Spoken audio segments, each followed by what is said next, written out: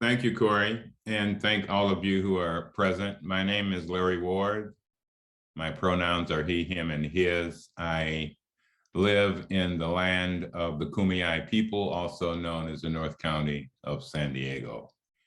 I'm delighted to be with you today. I'm especially impressed by the nature of your work. And Corey and I were talking about this a little bit before we began, but in terms of compassion, I've had the good fortune of living and working around the world with many people in many settings, corporate settings, village settings, urban centers, etc. And what I've learned and I keep learning is that the brokenness I perceive in individuals is not simply that there's something wrong with their nature. That the brokenness I perceive in individuals, first of all, comes from my own sense of brokenness. And it is also a brokenness that this perception is conditioned by society, which itself is broken. And so how to say this? Your work is profoundly non-dual. And to me, that is grounded in openness, which for me is the foundation of compassion.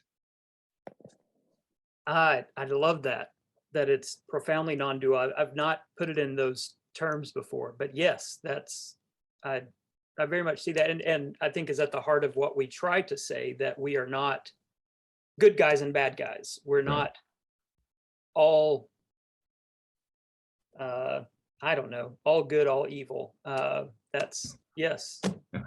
I'm laughing because in the deeper sense of Buddhist practice and insight, we're not all anything, we're all everything. Yes. But we have not learned to see ourselves this way, so if you're listening at the subtext, I am introducing myself. Okay. And what I've learned from my journey around the world so far is that in the daylight and in the quiet hours, goodness still reigns in the hearts of people and in the minds of people. To me, our dilemma is that our consciousness now, which is a wonderful thing for many of us, is far enough beyond our daily observations of our lives to see the brokenness in our societies. Yes. Instead of being caught in the trance of how we've been conditioned to think about one another, how we've been conditioned to think about our institutions, our power, our own goodness and worthiness of being human. Yes. And so I wrote America's Racial Karma because race is one of the sociological constructs that has proven and still proves to be one of the most detrimental to understanding ourselves as profoundly human, not just the appearance of being human. And for me, we have to untangle this prison in our hearts and in our minds and in our habits and in our intellectual constructs. And the more of us who do that work, the more energy we have to manifest the real authentic future we deserve.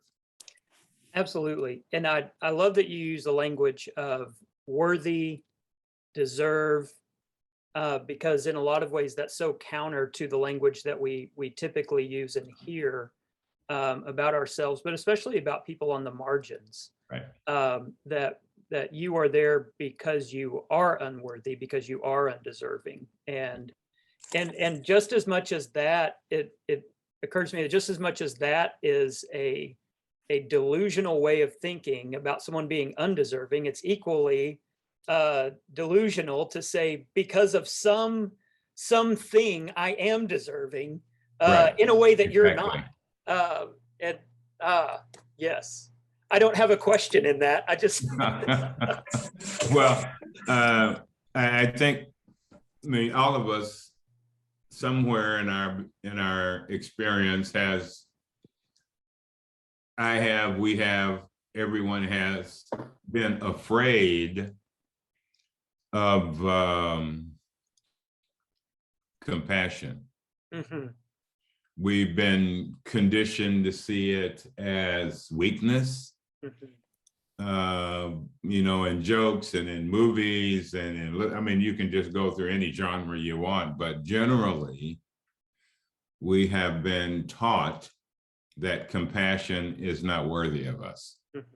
Absolutely. When in fact, even neurologically, not just in humans, but in nature itself, is to me a fabric of compassion. Yes. So it means we don't even understand fully where we are Right. and the miracle of our own lives. And so we mistreat each other, driven by our projections Mhm. and our fears. And in the midst of this delusion, we seek what we call justice. Mm. And therefore, our justice is diluted Yeah. and delusional.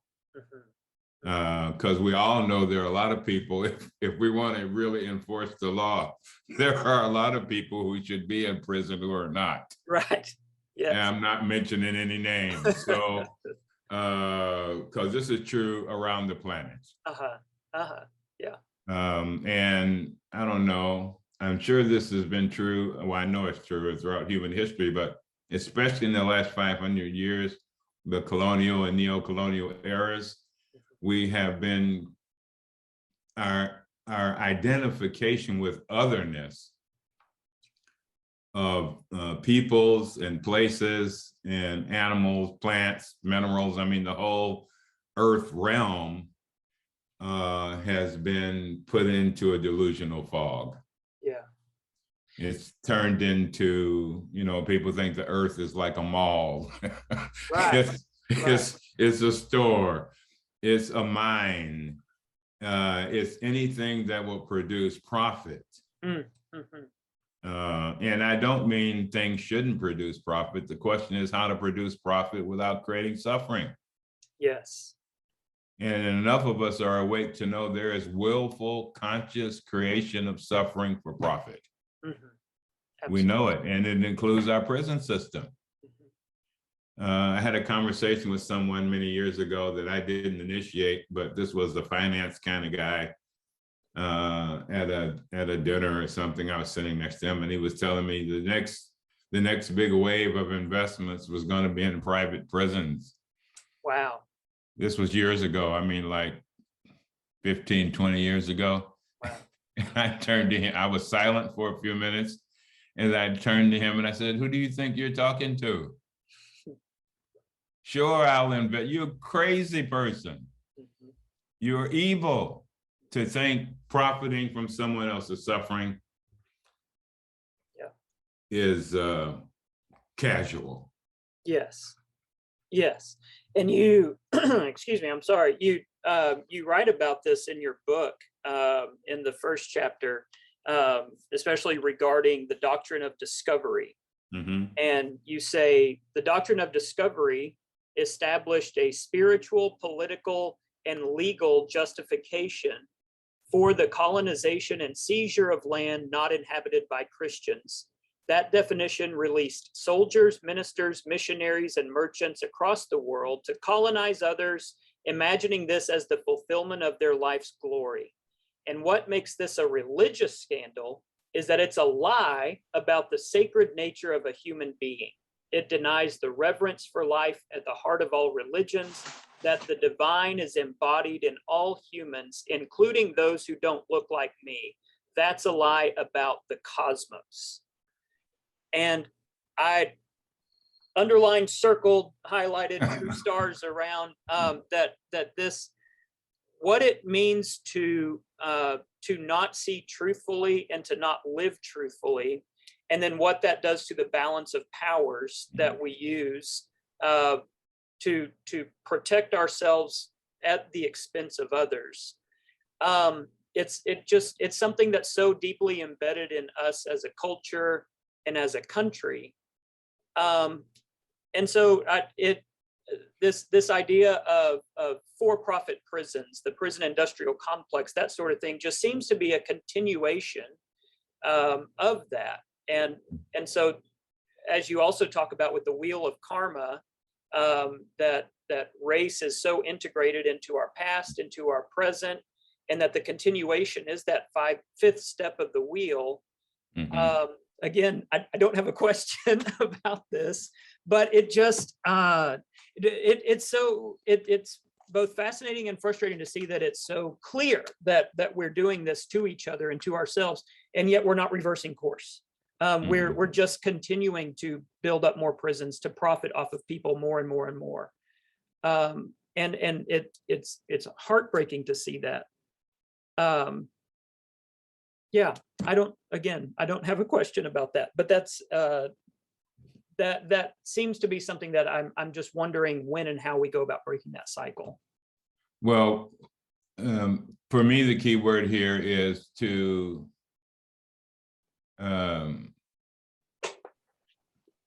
use some language we previously used with a twist, to apply the doctrine of discovery to our own hearts and minds and systems.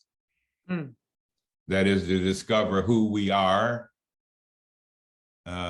which is more than how we appear to be, and to use that same level of awareness to look at our societies, look at our school systems, look at our prisons, and to have the courage to ask big questions. Like, why are we doing this way? I mean, in business, we know, I used to consult with companies. In business, we know you learn from other people or you don't continue to succeed. You don't continue to innovate and create in terms of that whole piece of it. But that's also true in every part of culture.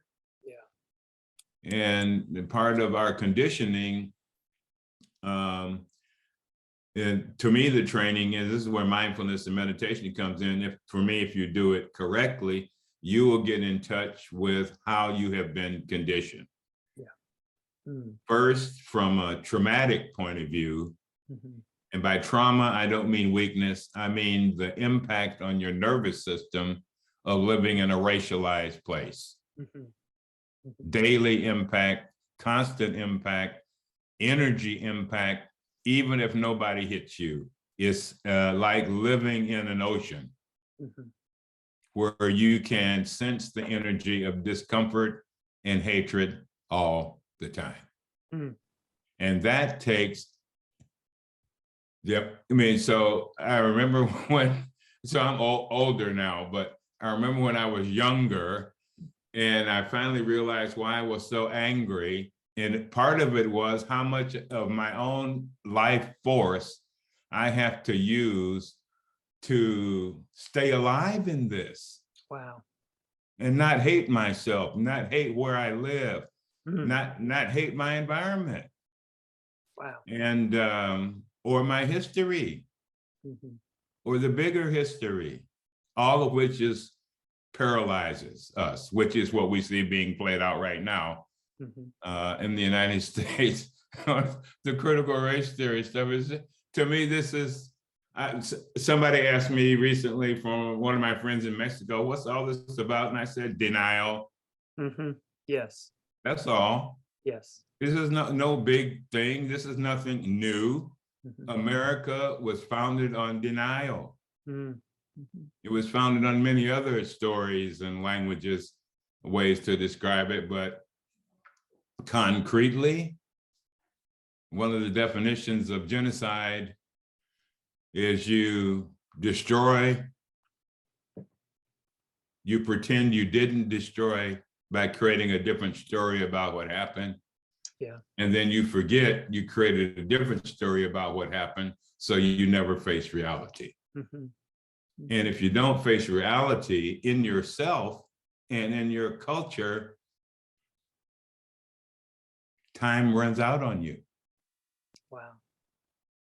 And that's part of the waking up. Time is running out on all of us. Mhm.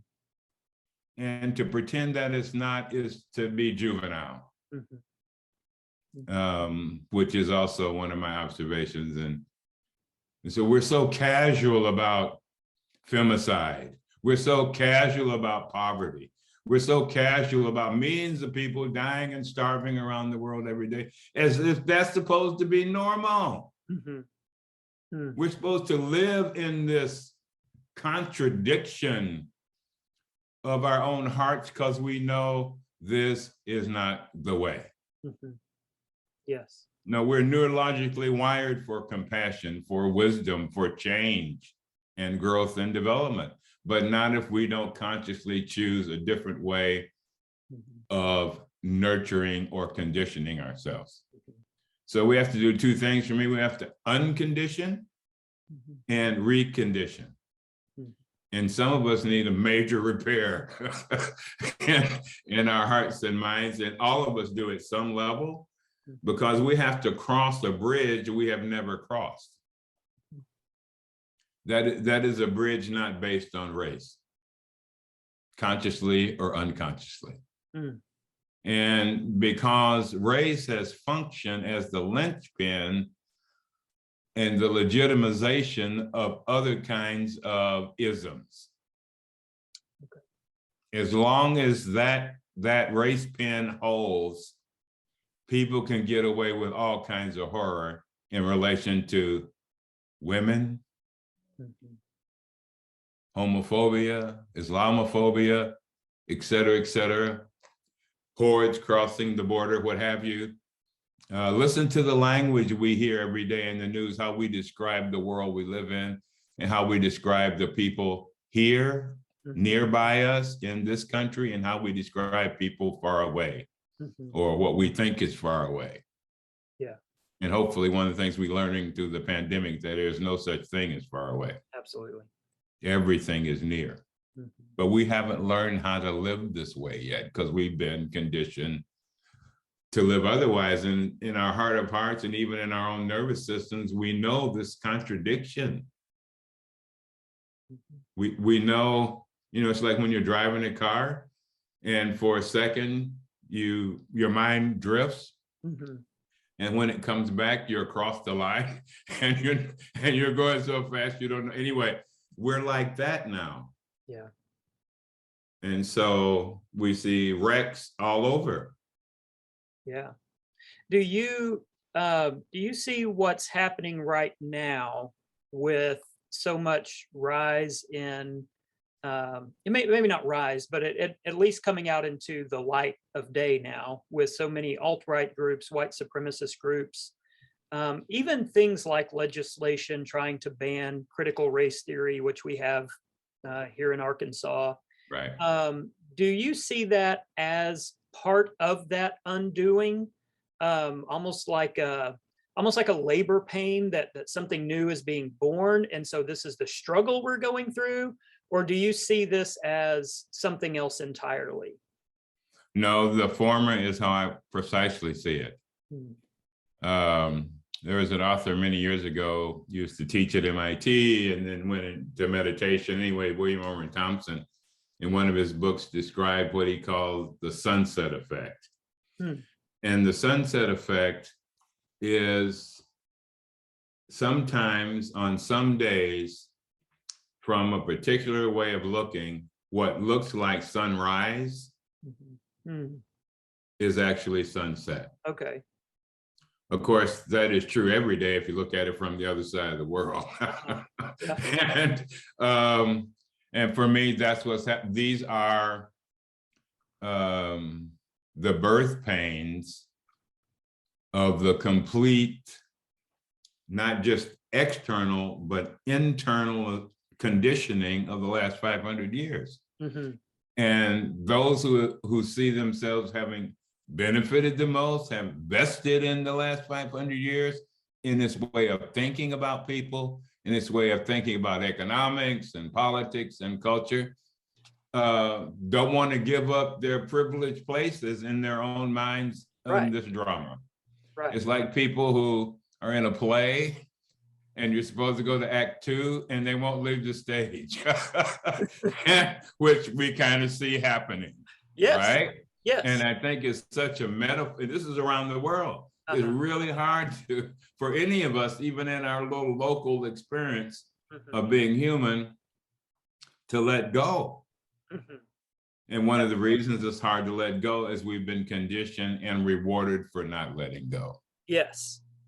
Yes. And from my perspective as a white man, I think there is on some level this fear that if I let go of my privilege and what I've always known to be true about my life, I've seen what happens to people who don't have a place of privilege, and I don't want to be treated like that. And so there's this fear that if I let go of that power, if I allow the sense of equality to manifest in the world, then I am going to be the one now subjugated. And I know what I would do if I had power. I would subjugate people. And so I don't want that happening to me. So I'm not letting go. And almost to the sense where I loved what you said about feeling it just in your own nervous system, how much energy it takes just to exist in the country. And it seems to me that a lot of white people in our country are now getting maybe just a small sense of that fear, of that looking over your shoulder, and have no idea what to do with it. Right. And so it's just causing all of this mass panic, acting out violence. And so that being able to come to terms with what it means just to exist, and looking at things through that lens, seems to me to be a really powerful exercise that I think white people could especially benefit from, in understanding our role, our place, our history, but also our future moving forward. I agree with that. The other thing that for me is fundamental for everyone is to get trained in understanding trauma at the nervous system level, present trauma, inherited trauma, unprocessed trauma. And I'm working on a new book about the planet, and I keep remembering an encounter I had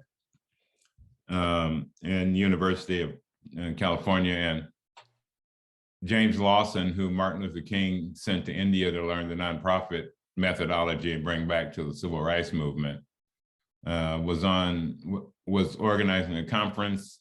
I showed up, an imam showed up, a native herbalist, shaman showed up. So anyway, the question for all of us was, from your tradition, what is justice?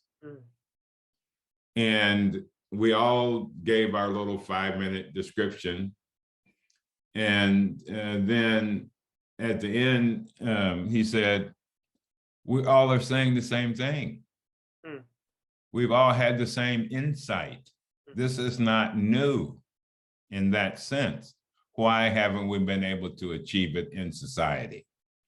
Yeah. And I took that as a meditation question, and as well as a research question, and a conclusion I came through was because we have so much unprocessed trauma in our nervous systems, we are not capable of imagining life to be any different. And this morning in my early morning meditation, this theme continued, and I made a note to myself, this is a shocking thing to say, but I'm going to say it. And I don't mean I'm right. I'm just saying this is something that came up for me around what we're talking about. No society built on trauma can survive. Not for long. And I look around the world. I've lived around the world every day. I pay attention to as much of what's going on in the whole planet as I can, both in nature and in humanity. And every land is so full of trauma. And, you know, those of us who live in places like North America or Western Europe and other parts of the world that are more quote unquote developed, whatever that means, because we have to redefine that, because that's killing us. But I think part of the key here is recovering what our ancestors have learned in terms of ceremony and meditation, and in combining that with ritual and art and music and vision, which nobody can control, and let it loose on the world. And that's happening right now in every part of the planet, but we don't have anything that tells us that. Right. So what we think is happening is, this is back to your earlier question, is something being born, or are we just being destroyed? And my other thought here around that question is, you know, there's this utopia, dystopia, what I came across recently, another word, protopia. And for me, none of those are really the issue. The issue you already spoke to, which is what is being born right now on the ground, in people's feet, in people's voices, in people's hearts, in music and in art, and even in color. I mean, the whole world has already shifted our consciousness, and we have these antiquated structures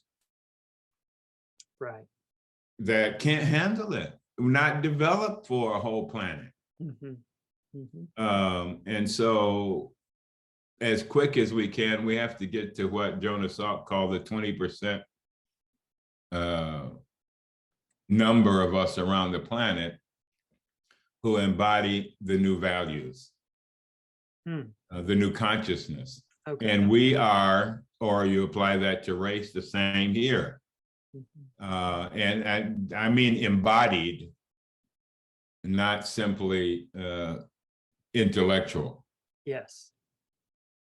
Yeah. You know, I believe in equality. Right. But, you know, Right. what does that mean? Right. What do you embody every day? It means I say the right things on Twitter is usually what that means. What is your own vision of the transformation we need to survive and thrive as human beings in this place together? Yes. Yes. And it is more than evident that the way it's been happening is not going to continue. Right. And so the reactions and the protests and the threats and the drama and the new institutions to save Western civilization, et cetera,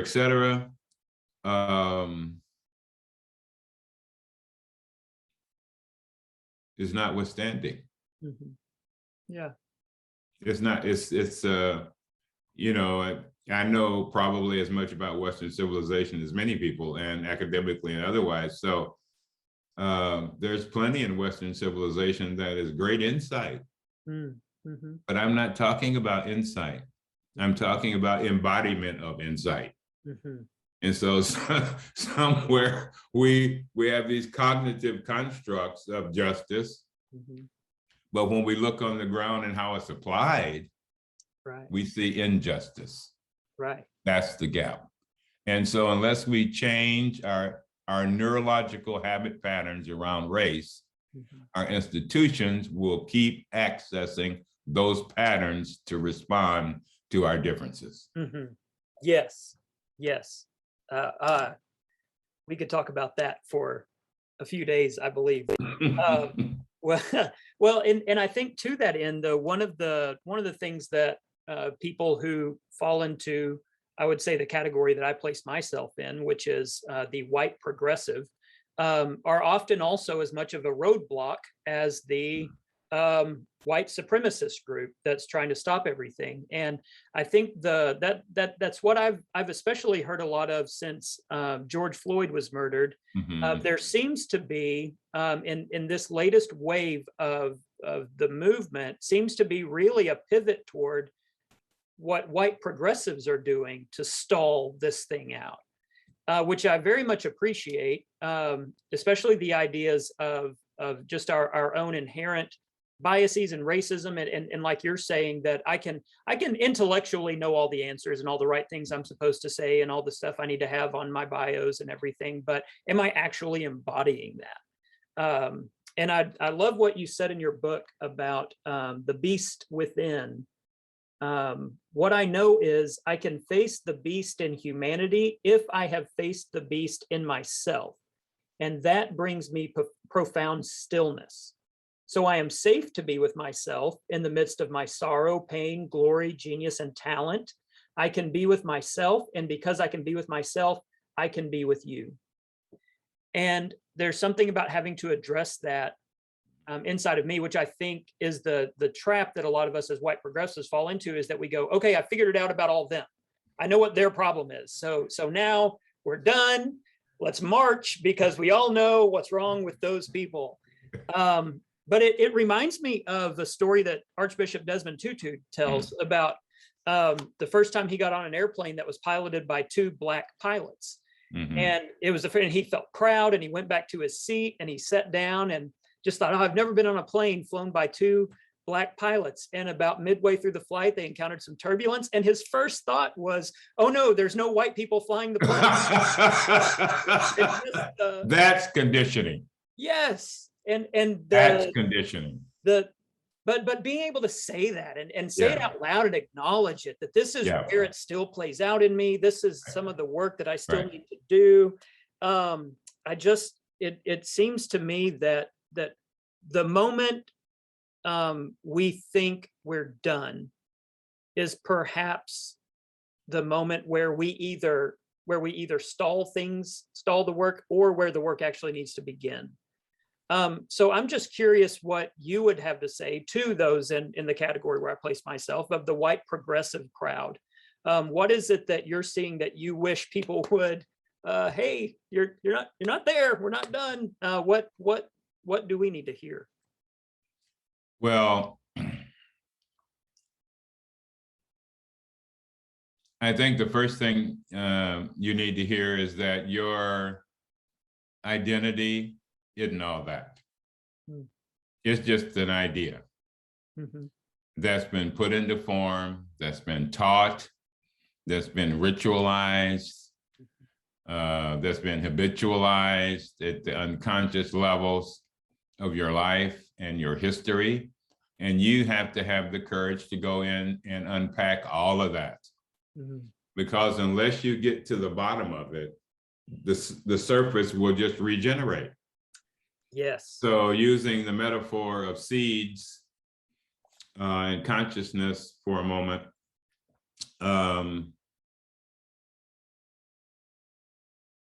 we by nature, we all have impulses.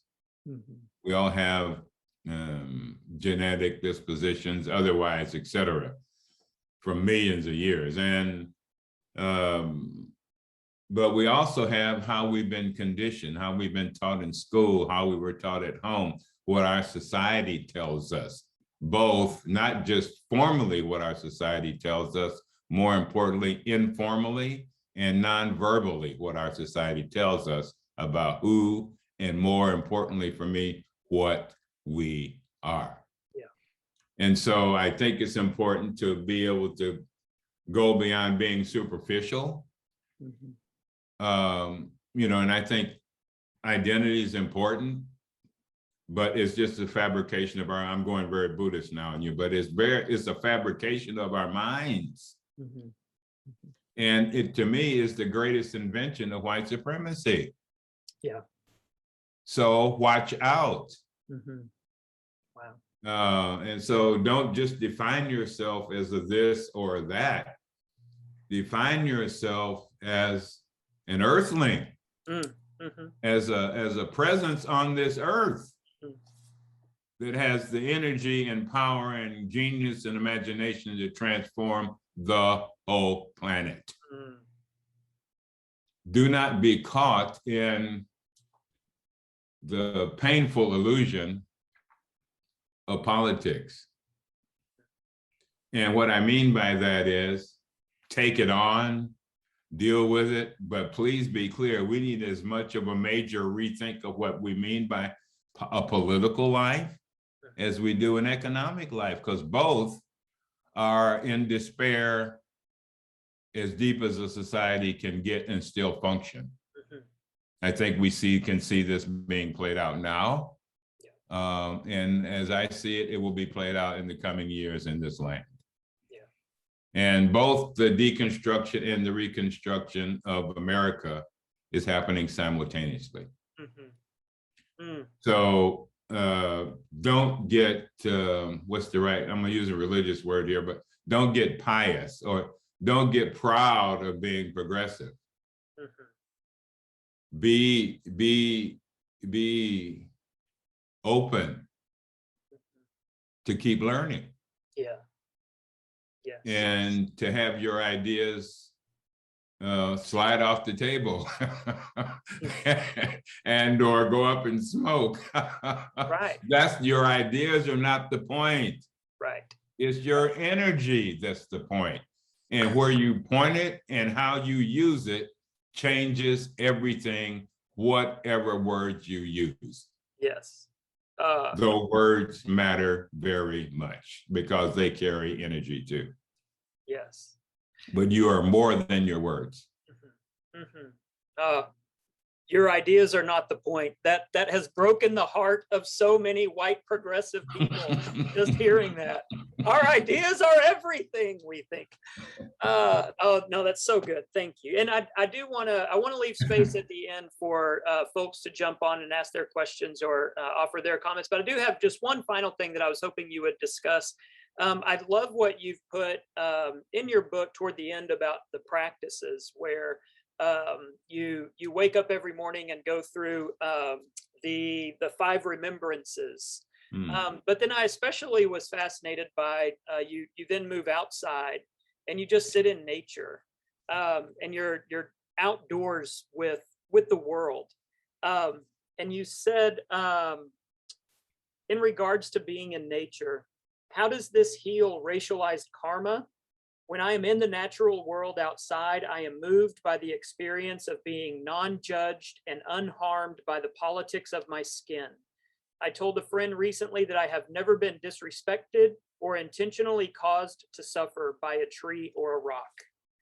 And I was hoping you would just speak a bit to that coming together of the earth, of nature, and of humanity, and what that connection can do and can teach us as we try to move forward through all this.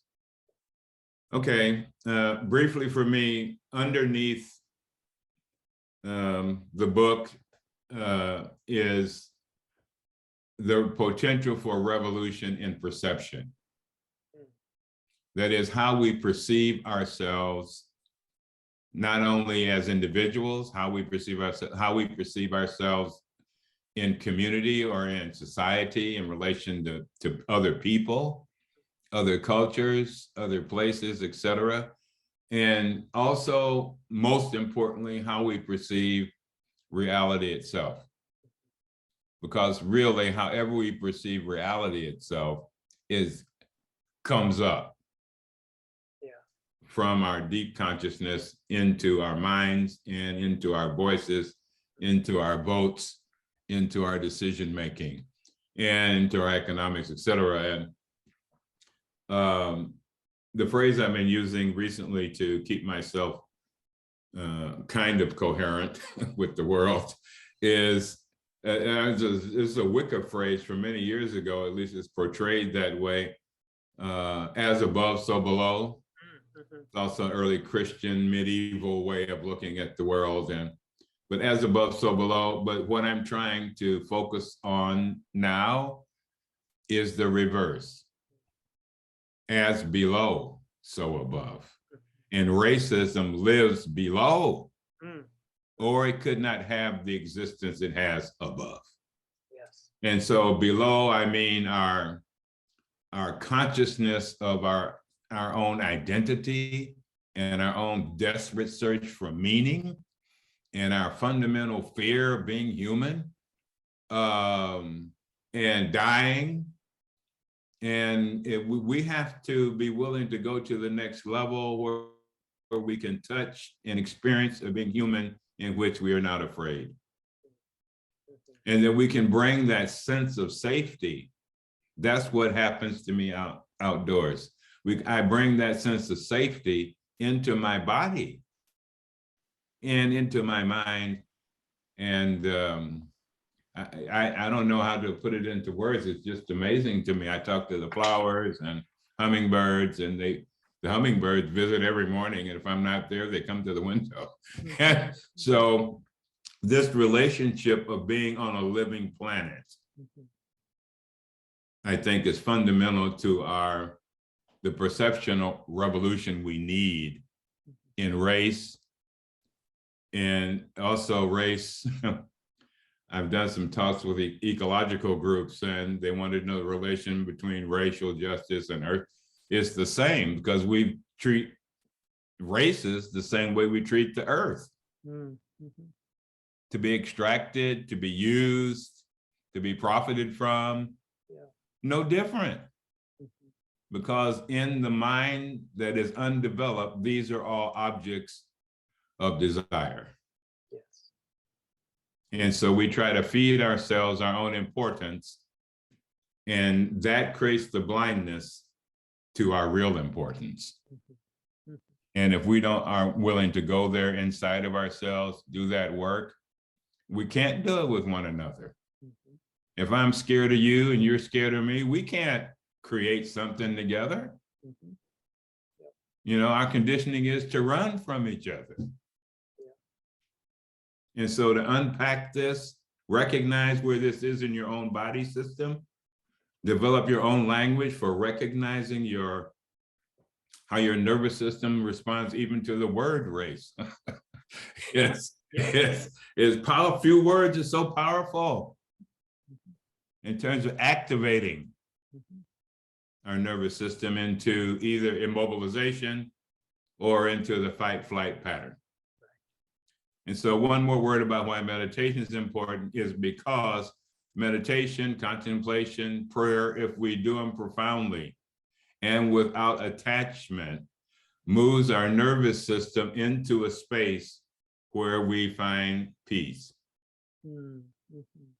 where we find safety in ourselves. And when we're in those spaces individually, we can change. We can actually hear one another collectively. You know what it's like to have an argument, and then your nervous system is all hyped up, and then somebody, what were we arguing about? I don't remember. Our societies have become like this, and we have to rapidly as we can retrain ourselves how to be together at a nervous system level. Yes. Yes. I have 37 more questions that I would love to ask, but for time's sake, I will. I would love to hand it over to our watchers, audience participants here. Catherine Shoulders, you very politely put your hand up. Take it away, Catherine.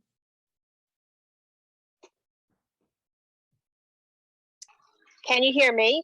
Yes. Yes. Okay. So I would like to ask a clarification and then a question. And the clarification is, you said something that I really want to remember. You said something about unresolved trauma makes it impossible to see how life could be different. Did I get that, the gist of it? Yes, you did. And Okay. just the footnote on is, it makes it extremely difficult to be able to reimagine the future. To imagine something different than the present in terms of social existence. Okay. So Corey and I are in what I believe is similar work. I go into women's prisons and basically try to bring in wellness programs like dance and yoga and creative writing. And I always slip, if you will, some meditation in. but the most obvious thing to me is that at the core of all of this is trauma, Mhm. unresolved trauma, as you Yeah. said. So I'm not trained in any kind of professional way. I'll put my face on here. So how can I contribute, not contribute, but help with the healing? Because it's, as Corey and I have talked about, it's a privilege to get to go inside a prison. It's Yeah. hard to get inside. So Yes. I have access to women that need healing. Yes. But I'd like your advice on what, if you had a book or a practice, what you would recommend. Okay. Well, first, some of the practices at the back at the in the last section of my book apply to developing the skill of calming down enough, calming your nervous system down enough to recognize trauma itself and to be able to name it. So that's one resource. The second resource I'd suggest is the Trauma Resource Institute, which is based in Claremont, California, where I trained specifically in trauma and resilience practices. A third resource is a book called The Polyvagal Theory by Deb Dana, D-A-N-A. She's a clinician who has a really clearly stated way of understanding the nervous system and its evolutionary responses connected to trauma and reconditioning trauma. And she also has exercises in it. The fourth resource is actually on my nonprofit's website. So it's www.thelotusinstitute.org. And that resource is called the Earth Gate. It's an online course in kind of a primer in trauma and resilience practices. It's experientially oriented in its 9 sessions, and it's an evergreen course, so you can go back to it, use it as many times as you like. So those are some of the resources that came to my mind. That's Thank very you helpful. for your work. Yeah. Well, Thank you, Catherine. It's life-changing, right, Corey? I mean, Yes. It is. yeah.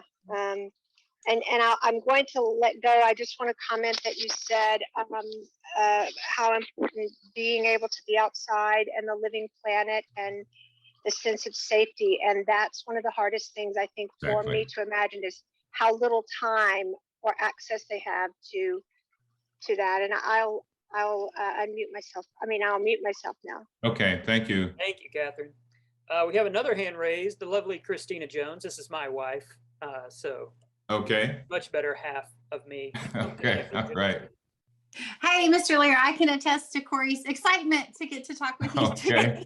In the beginning, you talked about people being afraid of compassion and seeing it as a weakness. What would you say about people who are afraid of if they are compassionate, they are afraid of being manipulated, they're afraid of being taken advantage of, they are afraid that the other party is not going to do their part? Like, what's your defense against that? Well, my first defense is the recognition that we are human, and one of our fundamental characteristics is doubt. And we currently live in a moment of history, and we've been conditioned to doubt ourselves and one another. Look at our language, read the news, look at the media, and see how we frame, how we describe what our life is like and what we should be afraid of. Yeah, and so the reason I practice, my practice includes the natural world, however I can experience it, is so I don't forget where I am. I'm aware of my, good fortune. I have water that runs. I have food not far, but I've lived and worked in places and am still deeply aware of places around the world where this is not true for most of humanity. And I'm just, we have been so conditioned for the casual destruction of other life.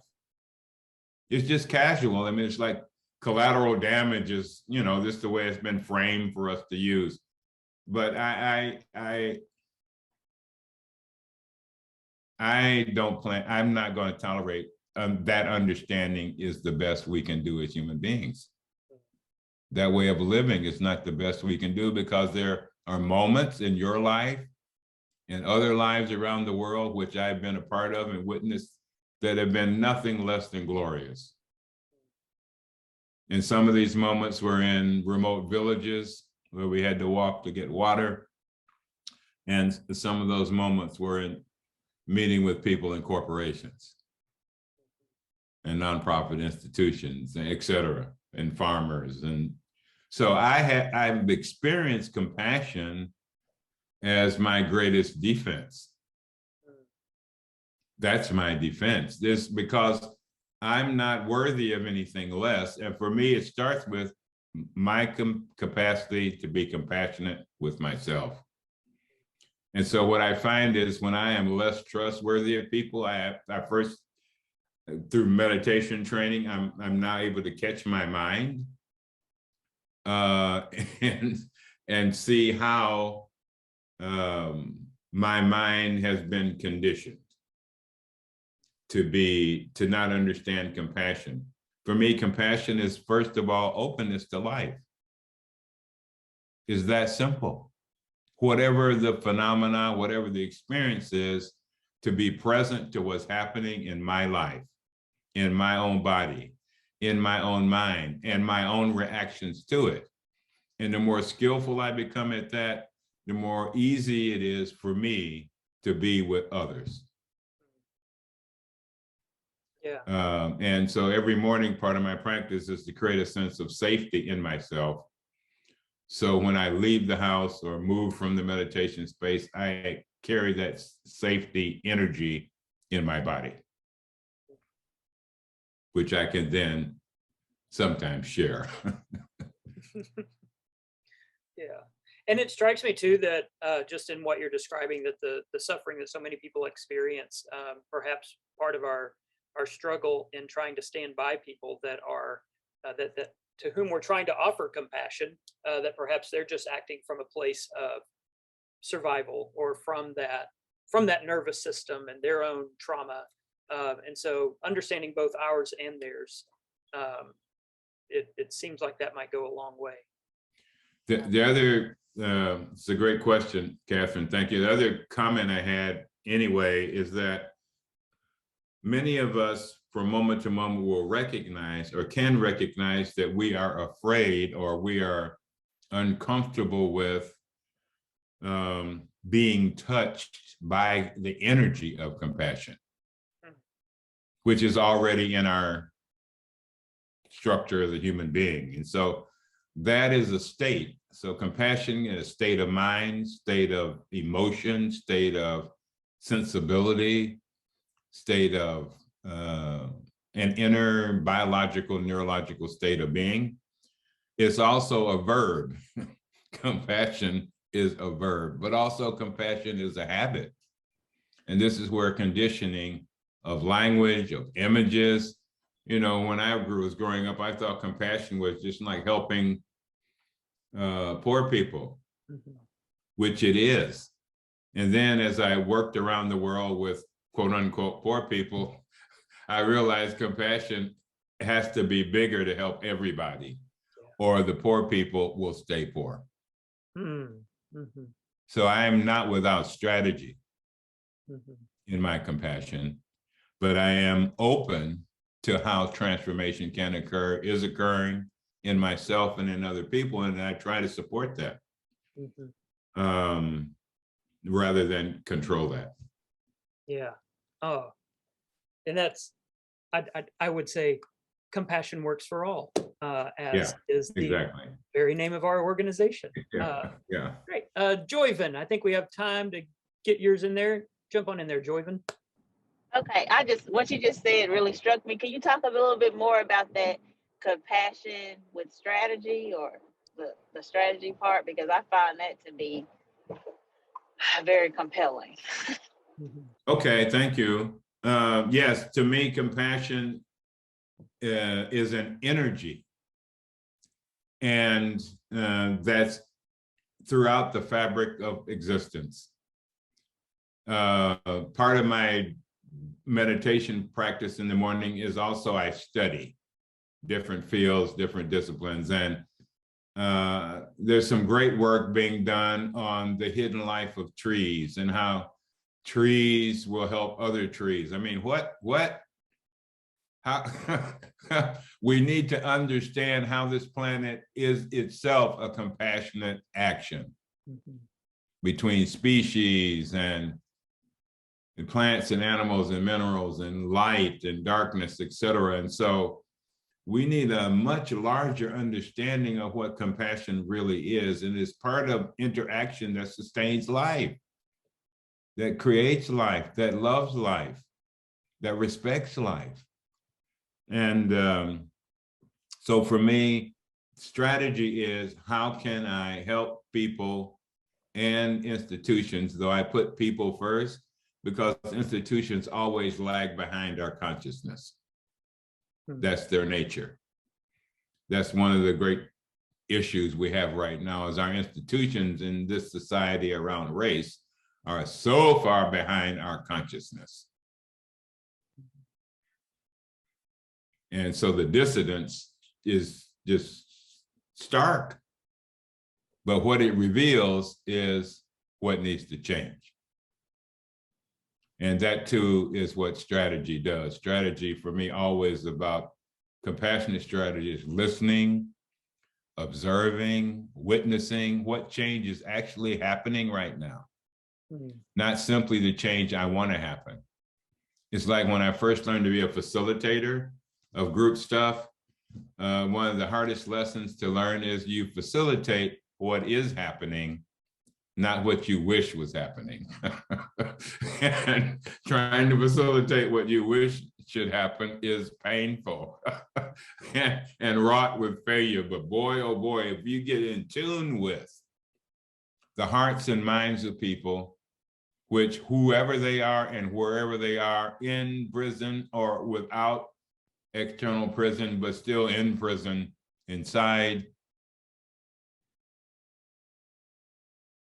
compassion is an antidote to cruelty, to casual disrespect, to casual harm, to micro harm, to a culture of sustainable war, which must shift or we will all be caught further in its wake. This for me is also part of strategy, is understanding the flow of energy in society. And part of our challenge is it's not this flow of energy that's happening right now, that's positive and it's pro-social and it's creative going on all over the planet and in every discipline, except a few, is not ever fed back to us that this is what's happening. What's fed back to us in news and in media and in images is dysfunction.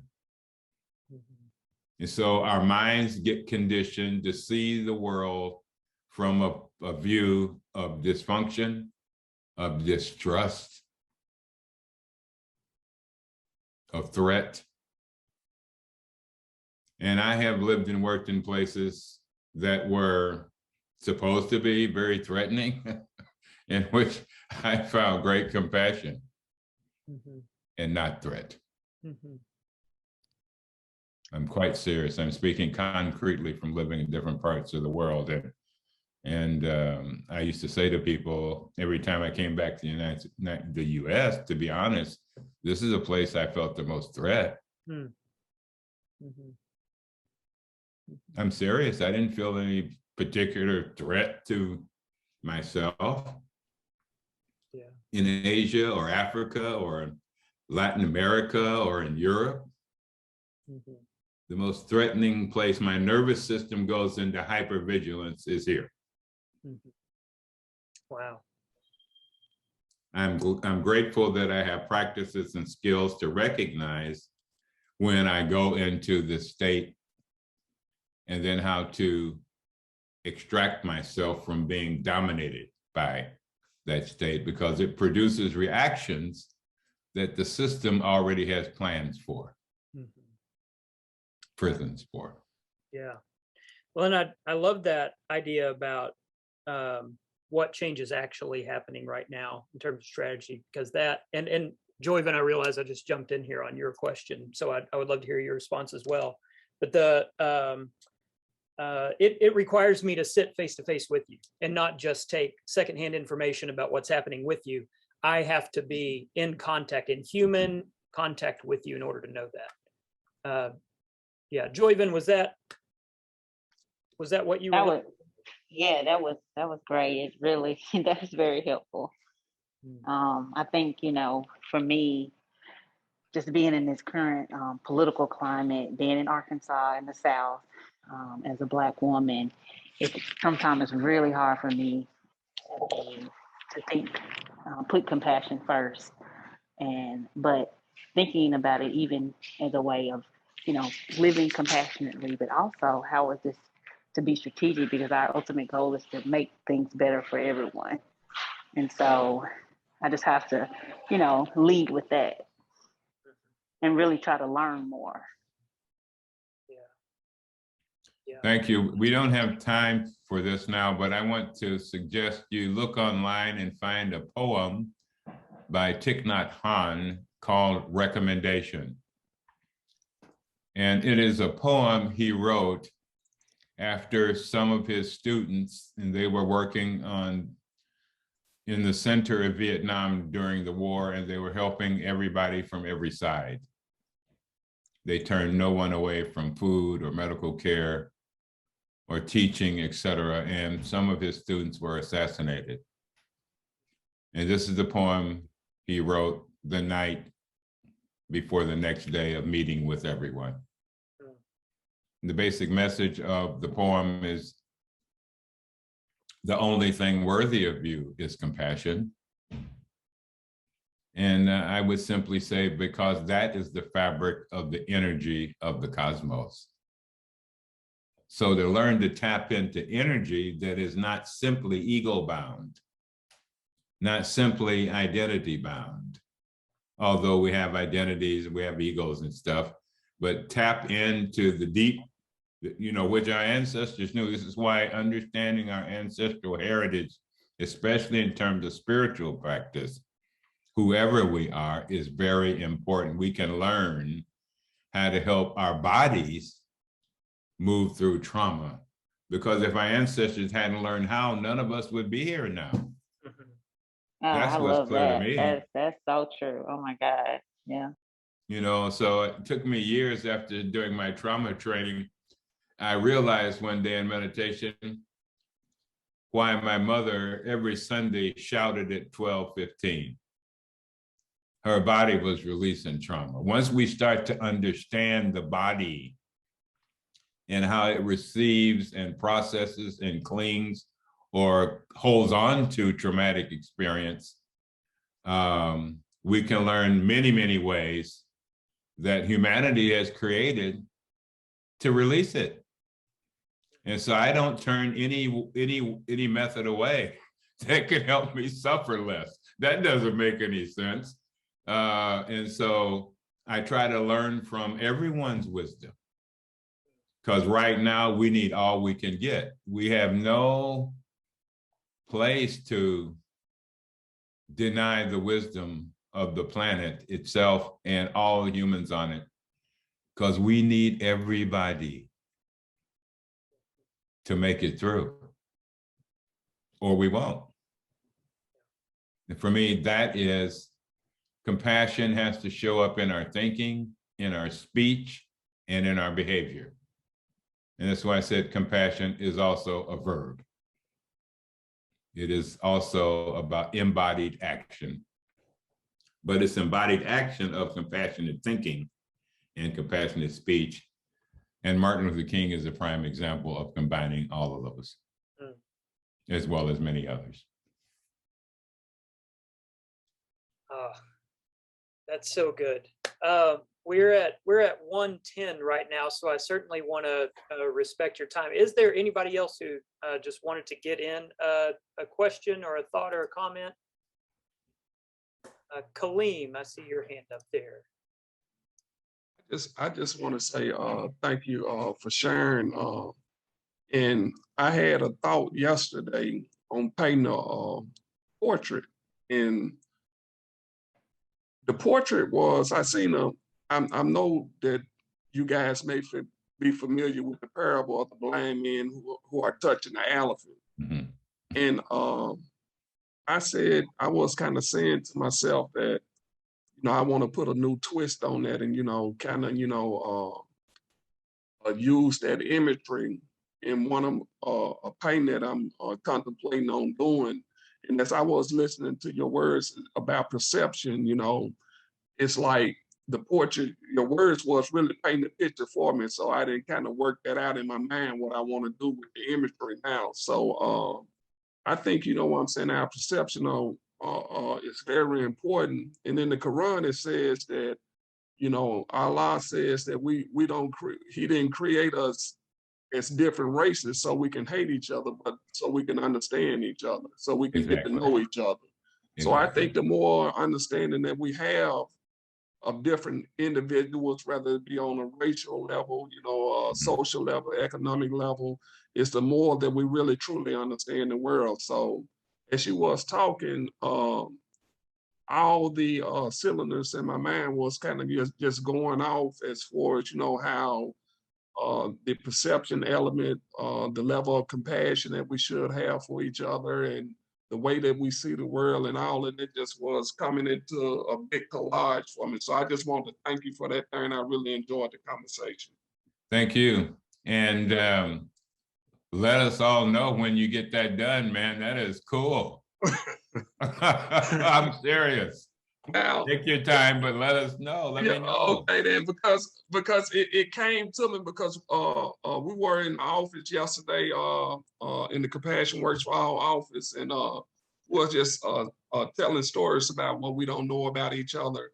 And I hadn't painted and drawn in over 30 years, and I said to myself that I'm gonna try to exercise that skill. So that's where the idea of putting something together came.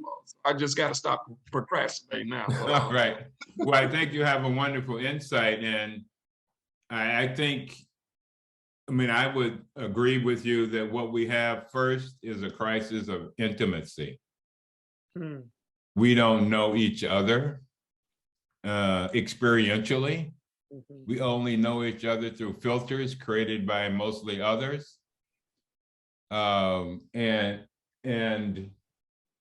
It's one of the reasons I sit with my plants and hummingbirds in the morning. I'm trying to learn about things that appear in my awareness so that I have more space to be open to you.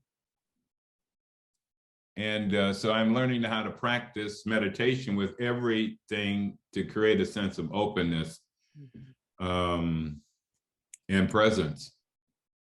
So thank you, brother. Good luck with that. Thank you, Kaleem. Well, this feels like a great place to land the plane. So Dr. Ward, man, I really can't say thank you enough for joining us and for making time to be with us, especially for your work, for your book. I look forward to your upcoming book. And is there anything in addition to your upcoming book that you would want people to be aware of? Anything that you've got going on currently? Two things. There's a All Ancestors retreat coming up. You can log into www.thelotusinstitute.org. And there's a series of talks I'm going to give that will form the basis of my new book. And the new book is called, the working title is Be Not Afraid, A Message from Buddha Nature.